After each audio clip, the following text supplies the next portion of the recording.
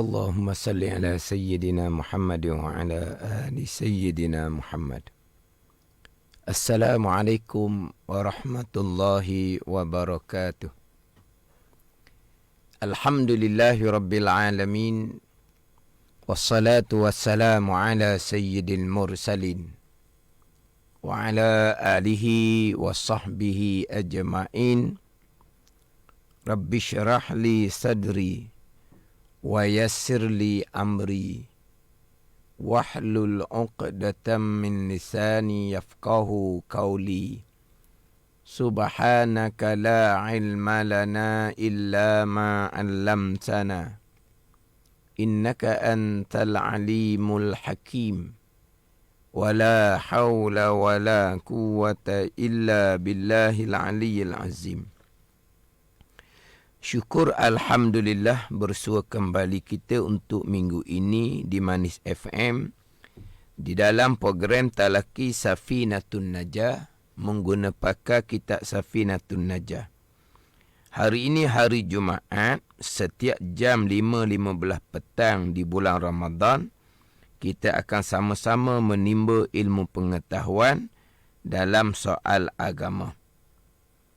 Kita juga sekarang ini bersiaran langsung di Facebook Manis FM dan anda semua boleh kongsikan live tersebut bersama yang lain. Semoga segala ilmu yang saya kongsikan dapat kita sama-sama amalkan. Jadi insya-Allah untuk minggu ini saya akan menyambung lagi pembicaraan berkaitan dengan adab ketika qada hajah. Yang mana saya belum lagi masuk kembali kepada kitab Safinatun Najah.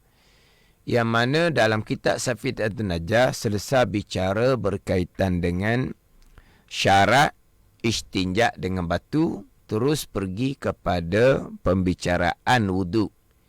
Jadi sebelum nak masuk bicara wuduk, saya nak selit terlebih dahulu pembicaraan berkaitan dengan adab ketika qada hajah. Kemudian insya-Allah saya akan pergi pula sebagai tambahan membicarakan definisi tandas. Tandas tu di mana?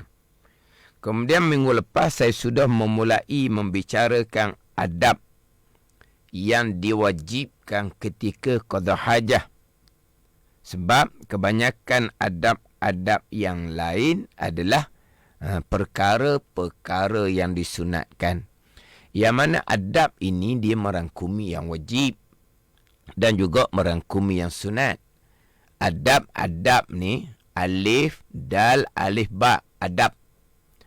Bukan adah, bukan adab. Adab ni al-khisalul mahmudah, perkara yang baik yang mana merangkumi yang wajib pun dipanggil adab, yang sunat pun dipanggil adab. Jadi adab ketika qada hajah yang wajib satu sahaja, iaitu ketika qada hajah jangan menghadap qiblah ketika buang air kecil dan jangan membelakangkan qiblah ketika buang air besar di tempat yang bukan disediakan untuk qada hajah, serta tidak ada satir, tidak ada hadangan antara yang qada hajah dengan qiblah. Itu adab yang diwajibkan. Adapun kalau tempat tersebut disediakan untuk qada hajah sekarang, tandas, maka disunatkan. Ni adab jugalah, tapi adab yang sunat. Ketika qada hajah, buang air kecil, buang air besar, di dalam tempat disediakan untuk qada hajah, tandas, disunatkan tidak menghadap qiblah ketika buang air kecil dan tidak membelakangkan qiblah ketika buang air besar. Sebaliknya, menghadap ke utara dan ataupun menghadap ke selatan.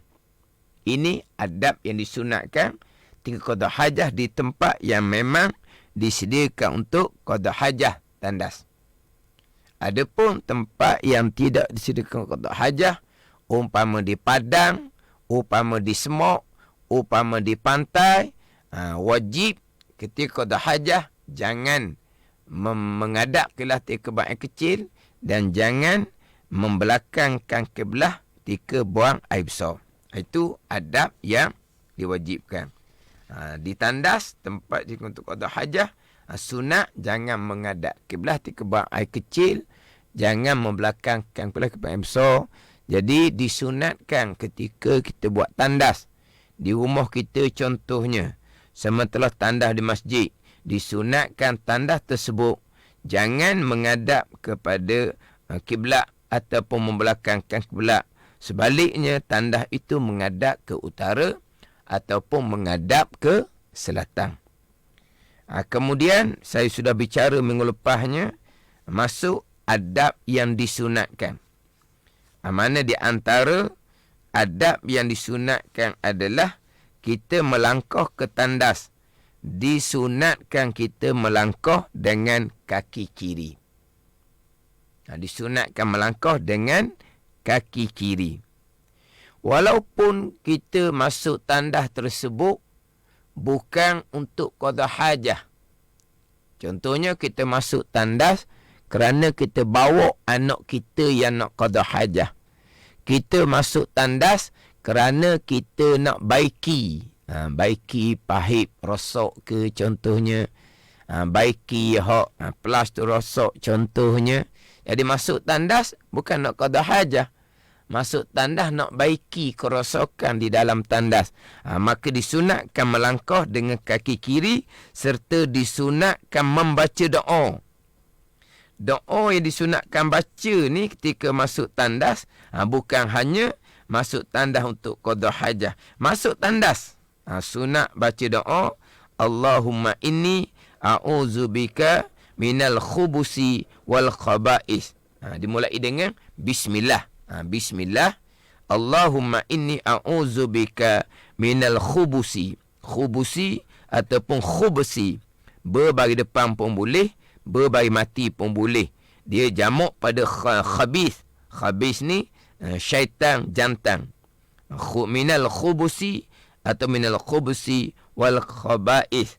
Yang mana doa ni kita baca sebelum kita melangkah ke dalam tandas. Jangan doa ni dibaca selepas kaki kita sudah melangkah ke dalam tandas. Jadi doa ni disunat dibaca walaupun masuk tandas, bukan untuk qada hajah sekalipun. Kemudian selesai qada hajah, ketika keluar daripada tandas, disunatkan melangkah dengan kaki kanan. Keluar tandas, disunatkan melangkah dengan kaki kanan. Kemudian membaca doa. Membaca doa selepas daripada keluar tandas. Membaca doa sebelum kita baca doa, kita disunatkan baca ghufranak. Ghufranak, mohon keampunan Allah Subhanahu wa ta'ala. Ghufranak, ghufranak, ghufranak. 3 kali. Hal ni pun sudah cukup. Tapi nak tambah laginya, Allahumma inni alhamdulillahillazi azhaba annil aza wa afani. Kita sebelum baca alhamdulillahillazi azhaba annil aza wa afani ni kita baca ghufranak sekurang-kurangnya sekali ataupun kita baca 3 kali. Baca ni juga sama selepas daripada kita sudah melangkah keluar daripada tandas. Jadi doa masuk tandas sebelum melangkah ke dalam tandas. Bacaan selepas keluar dari tandas, selepas kita kedua-dua belah kaki kita sudah keluar daripada tandas, barulah kita membaca doa, membaca bacaan selepas keluar daripada tandas. Kemudian bicara adab ketika berada di dalam tandas, yang mana disunatkan kita berada di dalam tandas ni dengan qada segera. Dimakruhkan kita berlama-lama di dalam tandas. Sebab tandas ni dari segi kesihatan batin pun tak comel. Dari segi kesihatan jasmani pun tak comel dalam tandas ni. Dari segi kesihatan rohani pun tak comel dalam tandas. Dari segi kesihatan jasmani pun tak comel dalam tandas.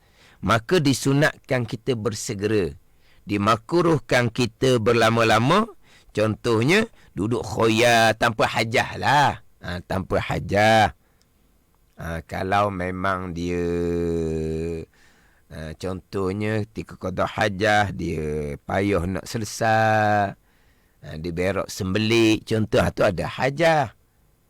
Ni duduk berehat. Sebab itulah, ketika qada hajah, disunatkan qada hajah mencangkung atas dua kaki. Ni saya sudah bicara dahulu. Ketika bicara istinja, yang mana disunatkan qada hajah mencangkung atas dua kaki dengan bahawa hak tandas atas lantai tu. Adapun tandas tinggi, kemudian duduk atas tandas tinggi, dia akan jadi lama sedikit qada hajah. Sebab apabila duduk atas tandas yang tinggi, qada hajat kita tak laju. Dia panggil apa? Tak lawah, tak laju sebab tempat tersebut telah tertutup. Sebab itulah disunatkan mencangkung atas dua kaki atas tandas latar, atas latar. Tetapi terkadang seseorang dia tak sihat. Nak duduk atas tandas, atas latar, mencangkung atas dua kaki, dia memang tak larat. Tu cerita lain.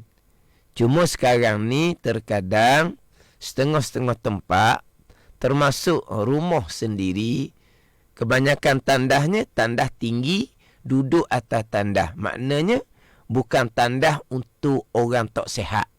Berarti orang sihat pun qada hajah atas tandas tinggi, kemudian duduk atas tandas tinggi. Sudah luput satu perkara sunat, yang mana ketika qada hajah sunat mencangkung atas dua kaki. Itu bicara qada hajah. Adab perkara yang disunatkan ketika qada hajah. Saya bicara dahulunya nak istinja. Nak istinja macam mana? Sebab ketika istinja dengan air, contohnya istinja dengan tisu, contohnya, pastikan air menyucikan sekalian tempat yang zahir ketika mencangkung atas dua kaki, sama ada bulatan dubur ataupun kemaluan hadapan perempuan. Begitu juga istinja dengan tisu, meratai tisu sapu tu sekalian bulatan dubur yang terbuka ketika mencangkung atas dua kaki, dan juga kemaluan hadapan perempuan. Jadi kalaulah duduk atas tandas tinggi tu, tempat tu tertutup. Jadi istinja tu kena cermat molek. Istinja tu kena cermat molek. Ini saya sudah bicara dahulu ketika membicarakan bab istinja. Ini bicara bab qada hajah. Ketika qada hajah disunatkan qada hajah dalam keadaan mencangkung atas dua kaki. Ini ketika qada hajah. Kemudian ketika kita masuk tandas ni, disunatkan kita pakai alas kaki, selipar. Disunatkan kita pakai alas kaki, selipar. Biasanya kita ni, selipar ni, di tandas awam ada selipar lah. Kalau tandas rumah ni, biasa tak ada selipar. Tandas awam, biasa ada selipar. Tandas masjid ada selipar. Dia, selipar ni termasuk tandas di rumah pun disunatkan kita pakai selipar.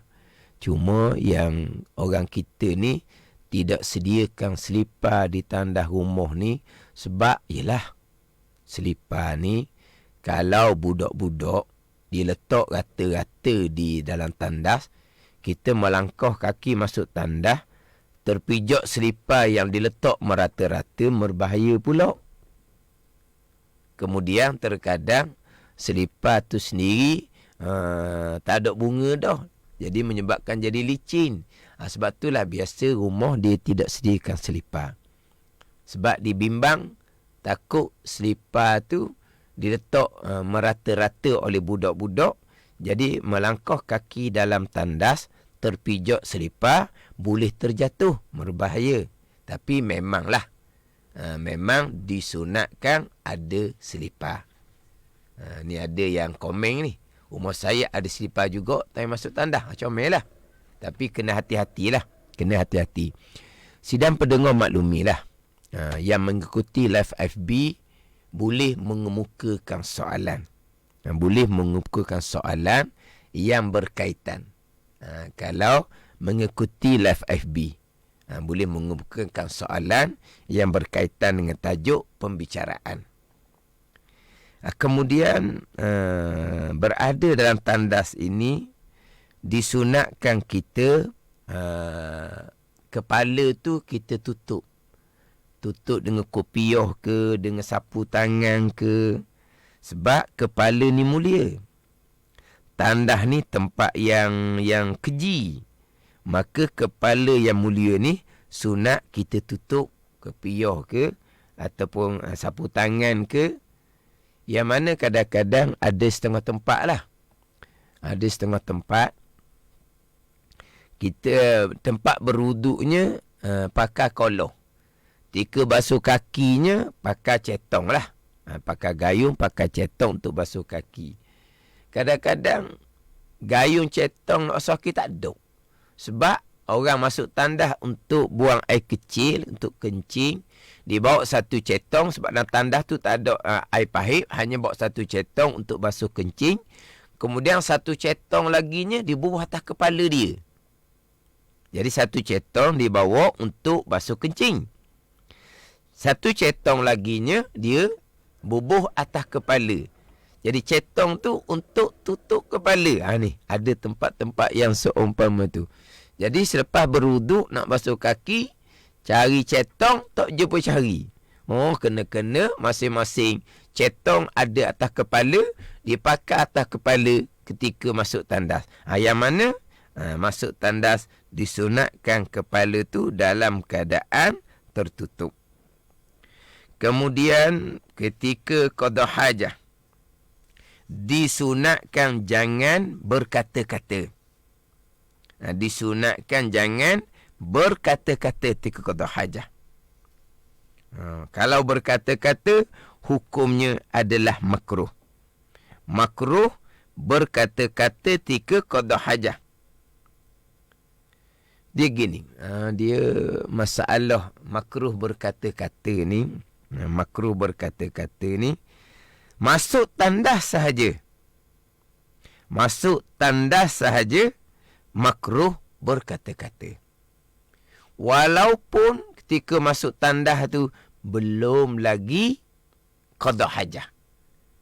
Baru nak mencangkung, qada hajah tu mungkin kemudian sedikit, belum lagi qada hajah sekalipun berkata-kata, hukumnya adalah makruh, sunat diam. Jangan berkata-kata. Walaupun ada satu pandangan, ini bukan pandangan yang muktamad. Bukan pandangan yang muktamad. Pandangan ini menyatakan bahawa disunatkan diam, makruh berkata-kata hanyalah ketika sedang qada hajah. Bukan sebelum, bukan selepas. Ini pandangan daif. Pandangan daif menyatakan bahawa masuk tandas tidak dimakruhkan berkata-kata, melainkan ketika sedang qada hajah, barulah makruh berkata-kata. Tapi pandangan muktamad, masuk tandas sahaja makruh berkata-kata. Walaupun masuk tandas tersebut bukan kerana nak qada hajah sekalipun. Situ. Jika makruh berkata-kata adab dengan tempat yang keji tandas, bukan kerana semata-mata qada hajah. Satu pandangan, makruh berkata-kata kerana qada hajah, bukan kerana tempat tandas. Jadi atas pandangan daif ni, masuk tandas belum lagi makruh berkata-kata. Tetapi yang makruh berkata-kata adalah ketika qada hajah. Tapi pandangan yang muktamad, Makruh berkata-kata semata-mata masuk tandas. Makruh berkata-kata walaupun sebelum qada hajah, walaupun selepas qada hajah, walaupun masuk tandas bukan kerana tujuan qada hajah sekalipun, masuk tandas disunatkan diam, dimakruhkan berkata-kata. Berkata-kata pun makruh dah. Sama telah pula berzikir. Berzikir lagilah makruh. Membaca Al-Quran dianya dalam tandas, lagilah makruh. Dia membaca Quran dalam tandas ni, Padang Muktamad letak hukum makruh. Tidak letak hukum haram. Yang meletakkan hukum haram, membaca Al-Quran di dalam tandas adalah contohnya pandangan Imam Azra'i contohnya. Itu pandangan da'if. Menyatakan membaca Al-Quran dalam tandas hukumnya haram. Di pandangan Muktamad, membaca Al-Quran dalam tanda hukumnya adalah makruh. Tapi makruh ni lebih daripada makruh kerana berzikir. Lebih lagi makruh kerana hanya berkata-kata di dalam tanda. Berkata-kata tanda pun makruh dah. Berzikir bukan membaca Quran makruh juga. Membaca Quran lagilah makruh. Itu bukan tempat berzikir. Dan itu bukan tempat membaca Al-Quran di dalam tandas. Jadi kalau kita sedang berada di dalam tandas, tiba-tiba kita bersing. Yang mana apabila kita bersing, kita disunatkan kata Alhamdulillah. Disunat kata Alhamdulillah. Walaupun sedang dalam solat sekalipun, kita bersing dalam solat, sunat kata Alhamdulillah. Kata dengan lidah, suara bunyi, dengar di telinga sendiri. Cuma dalam sembahyang, sidang pendengar kena amatilah. Kalau ketika sedang membaca Fatihah, ataupun ketika sedang membaca tasyahud akhir dan selawat, bila bersing sedang-sedang membaca Fatihah, bersing sedang-sedang membaca tasyahud akhir, jangan selit di tengah tu dengan Alhamdulillah. Walaupun disunatkan sekalipun, kalau kita sedang membaca Fatihah ataupun tasyahud akhir, kita bersing, kita pun kata Alhamdulillah. Menyebabkan Fatihah kita dan tasyahud akhir kita putus mualak, yang mana kita diwajibkan memulai kembali Fatihah daripada awal, dan kita diwajibkan memulai kembali tasyahud akhir daripada awal. Apabila kita selangi dengan Alhamdulillah selepas bersing, walaupun Alhamdulillah selepas bersing hukumnya sunat sekalipun, walaupun ketika dalam sembahyang, tetapi bukan dalam tandas. Apabila seseorang bersing dalam tandas, maka dia disunatkan Alhamdulillah dengan hati, bukan lagi dengan lidah. Alhamdulillah dalam hati. Yang mana Alhamdulillah selepas dia bersih ni, sidang pendengar kena ingat, ini termasuk zikir lidah, zikir lisan. Bila zikir lidah, zikir lisan, untuk dapat pahala syaratnya telinga kena dengar. Sebab ini bukan zikir qalbi, ini bukan zikir hati. Zikir hati tu disunatkan, hak tu bicara lain. Ini kita bicara bacaan ni, ini semua dipanggil zikir lidah, zikir lisan. Jadi bila sebut kata zikir lisan, zikir lidah, maka kena keluar suara, telinga kena dengar. Tetapi ketika bersing tadi, sedang berada di dalam tandas, maka tak boleh nak zikir dengan lidah, Alhamdulillah dengan lidah, dengar di telinga, hukumnya makruh. Maka disunatkan dia Alhamdulillah dengan hati. Alhamdulillah dengan hati. Kemudian apa lagi nak bicara hak berkaitan dengan adab ketika qada hajah. Adab ketika qada hajah. Setakat itulah bicaranya. Hak berkaitan dengan adab ketika qada hajah. Kemudian kita ada masa lagi, yang mana insya-Allah minggu hadapan, ini untuk makluman lah, minggu hadapan hari Jumaat, kalau masih lagi Ramadan, 30 Ramadan, insya-Allah lah Selok talaki Safinatun Najah ni akan ada macam biasa. Kalaulah minggu hadapan, hari Jumaat tu jatuh 1 Syawal, barulah selok talaki Safinatun Najah ni ditangguhkan sekali. Tapi kalau minggu hadapan hari Jumaat, 30 Ramadan, hari Sabtu 1 Syawal, maka selok talaki Safinatun Najah insya-Allah akan berjalan macam biasa.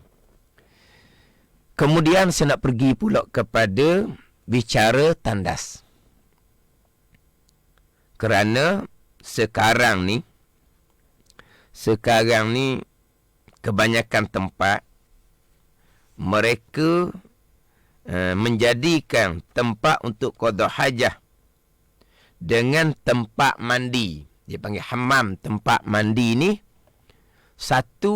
kita panggil satu bilik lah. Kita panggil satu bilik. Yang mana hanya ada satu pintu. Maka timbullah salah faham apabila tandas sebelah di penjuru, kemudian yang lebih luasnya adalah tempat mandi, pada satu bilik dengan satu pintu, tiba-tiba dihukumkan tandas tu jerakit, kalau kita cakap. Jerakit. Tandas ni siapa ke tempat mandi, dia panggil tandas juga. Tu tak kena gitu tu. Tandas, tempat mandi. Di sini kena fahamlah.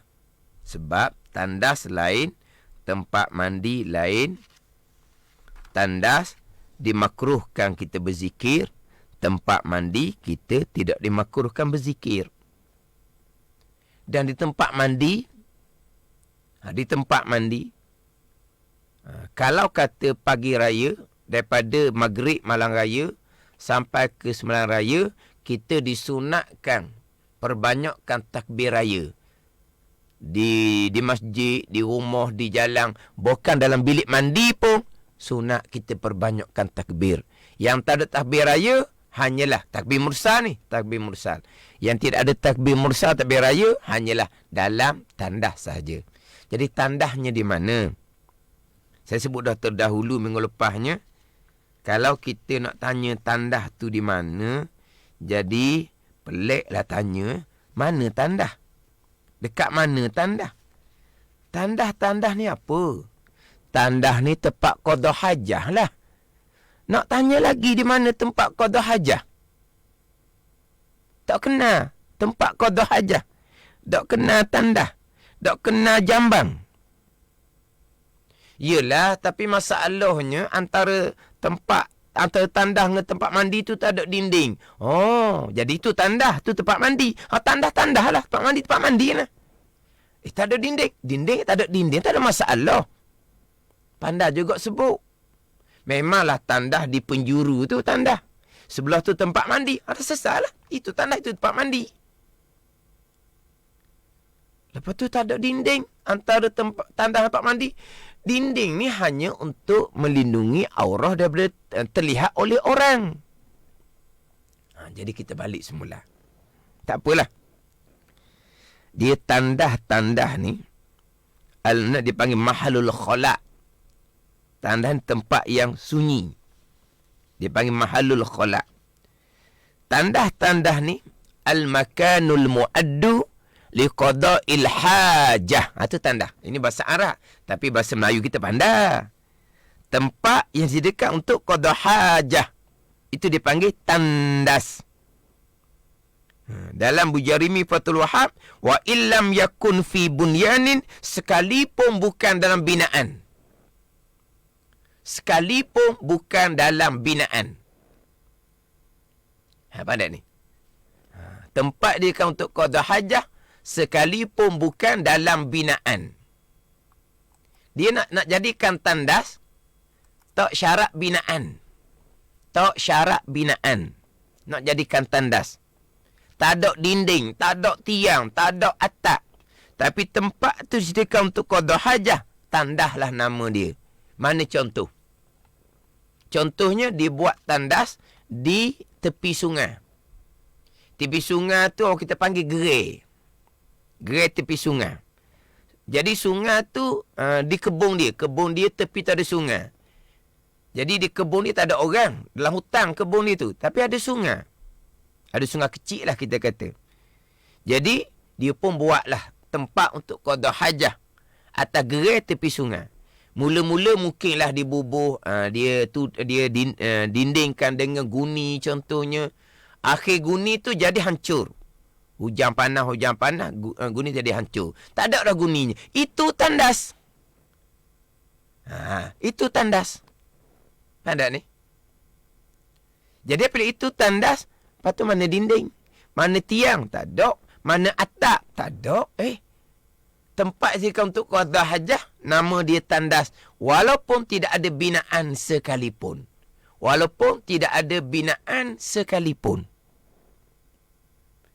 Kemudian,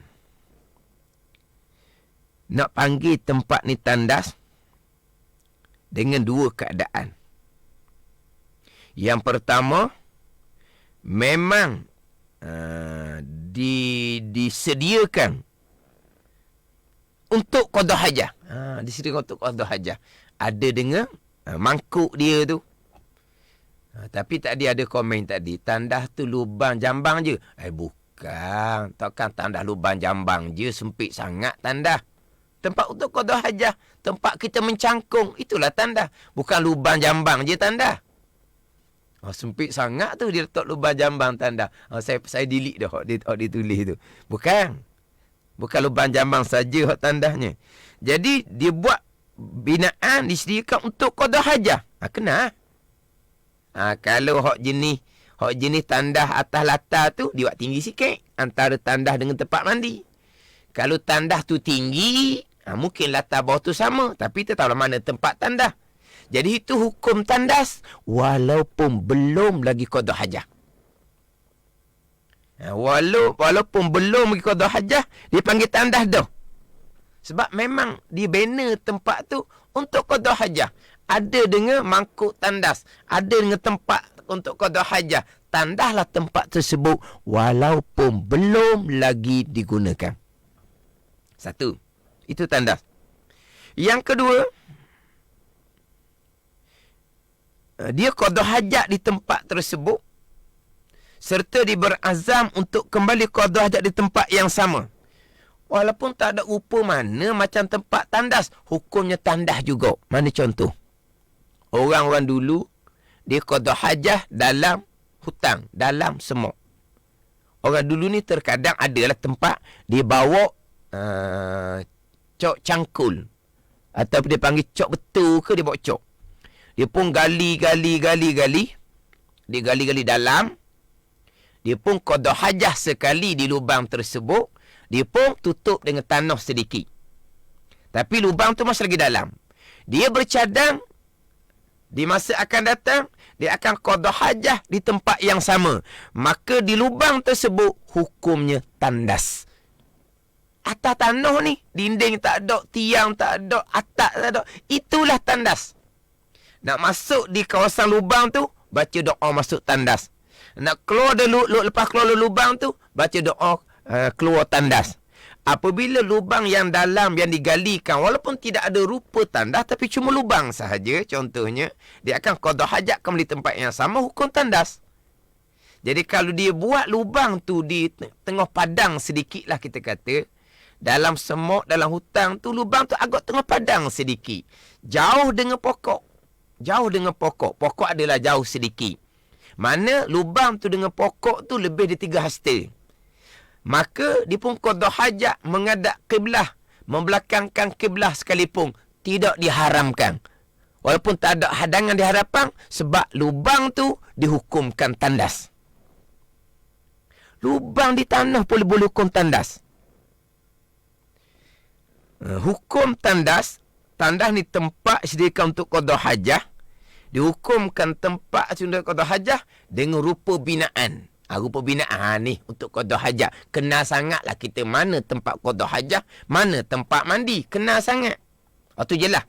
Itu tandas walaupun belum mula qada hajah sekalipun. Dan dihukumkan tandas juga. Dia hanya gali lubang yang dalam. Contoh ni. dia berazam akan datang ke tempat yang sama untuk qada hajah, maka lubang tu hukum tandas. Bila dihukum tandas, ketika qada hajah, walaupun menghadap kiblat ketika buang air kecil, walaupun membelakang kiblat yang besar, dengan hadangan pokok pula jauh, tidak lagi diharamkan sebab tempat tu dihukumkan tandas. Hanya semata-mata lubang yang digali, yang mana bercadang berazam akan datang qada hajah di lubang yang sama sebab lubang tu masih dalam contohnya, maka hukum tandas dah. Mana ada bangunan? Tak ada kaitan dengan bangunan. Wa illam yakun fi bunyanin, sekalipun bukan dalam binaan. Tandah tempat sediakan untuk qada hajah. Jadi sekarang ni jelas. Mana dia tandas? Mana dia tempat mandi?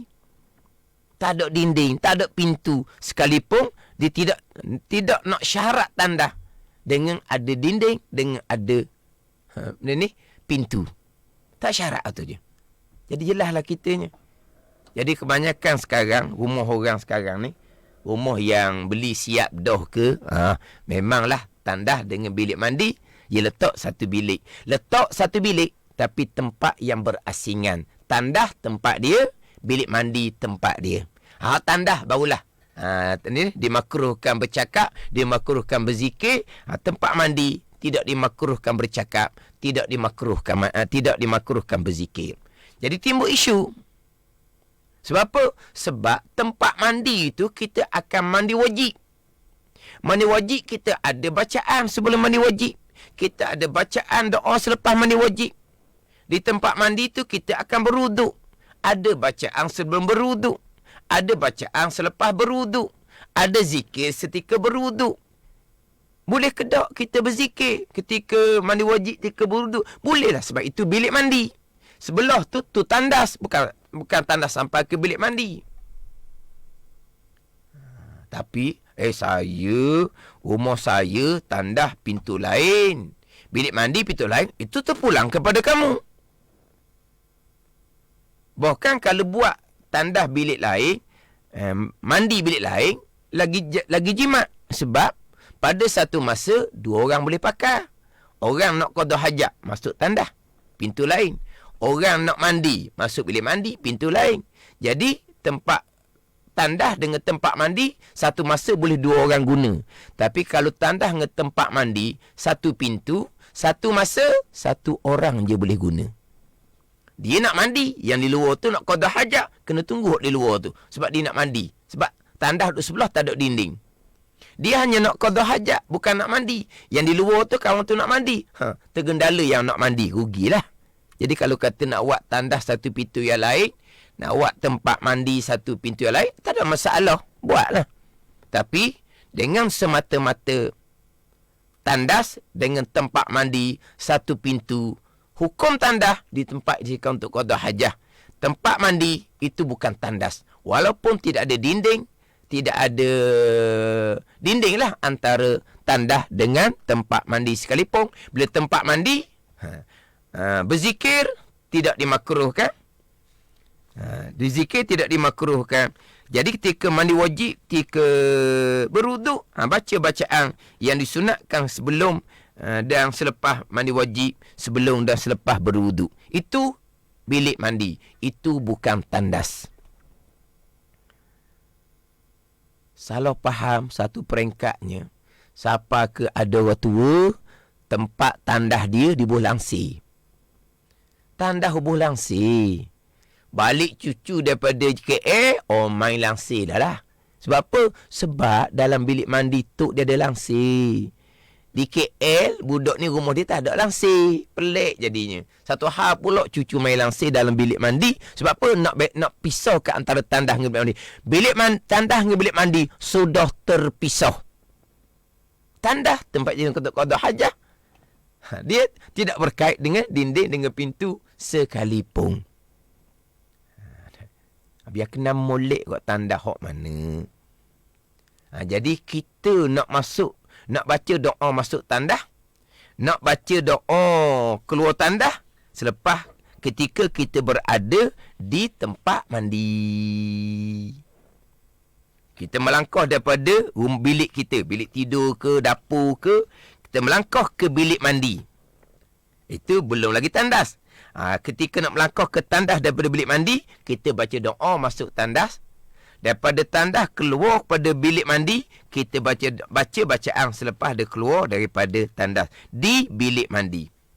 Cuma daripada bilik tidur kita ataupun dapur rumah kita, nak melangkah ke bilik mandi dengan kaki kiri. Bilik mandi nak melangkah ke tandas dengan kaki kiri. Tandas melangkah ke bilik mandi dengan kaki kanan. Bilik mandi melangkah kepada bilik tidur ataupun dapur rumah kita dengan kaki kanan. Dia gitu je lah. Dia gitu je. Pandai ni. Tapi tandas, bilik mandi. Tidak akan dihukumkan tandas tu sekalian bilik hanya kerana ada satu pintu antara tandas dan tempat mandi. Sehingga kan ada orang tua di jalan rumah anak dia belebel anak dia. Kamu ajak mak mari dia berkampung mai KL. Kamu buat tandas sampai ke bilik mandi. Dia mahukan anak dia beli rumah siap dah.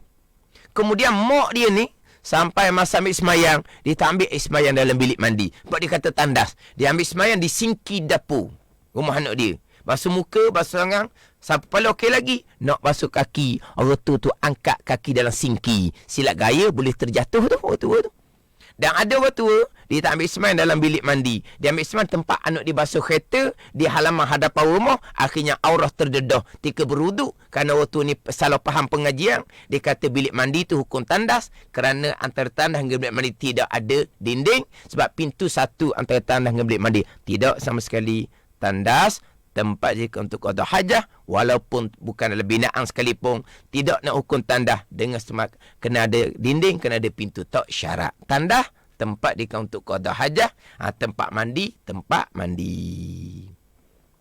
Ni panggil apa? Definisi tandas. Walah tak payah cerita panjang. Tandas. Tanya budak tahu mana tandas? Ya akan tunjuk tu tandas. Sebelah tu tempat mandi, ada pakai ujang di atas tu kan. Tandas. Tempat mandi.